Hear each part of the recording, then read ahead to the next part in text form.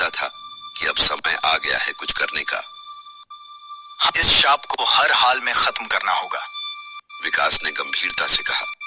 सत्यम ने कहा, कल्लू भूत की आत्मा शक्तिशाली है, लेकिन हमें विश्वास है कि तंत्र मंत्र से हम उसे शांत कर सकते हैं। रोहित ने आत्मविश्वास से कहा, हमें डरना नहीं चाहिए, हमें उसके खिलाफ खड़ा होना होगा।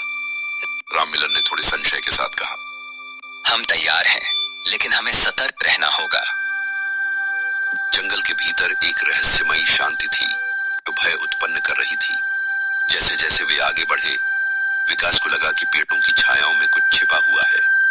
उसने अपने चेलों को इशारा किया कि वे सतर्क रहें।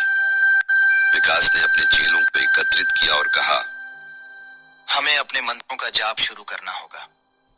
कल्लू भूत ने हंसी से कहा, तुम मुझे शांति नहीं दे सकते, मैं शापित आत्मा हूं।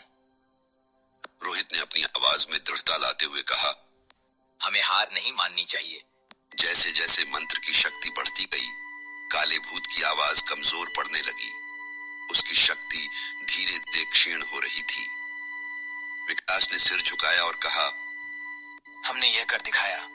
ये सब हमारे विश्वास और तंत्र मंत्र की शक्ति का नतीजा है। गांव अब फिर से सामान्य हो गया था।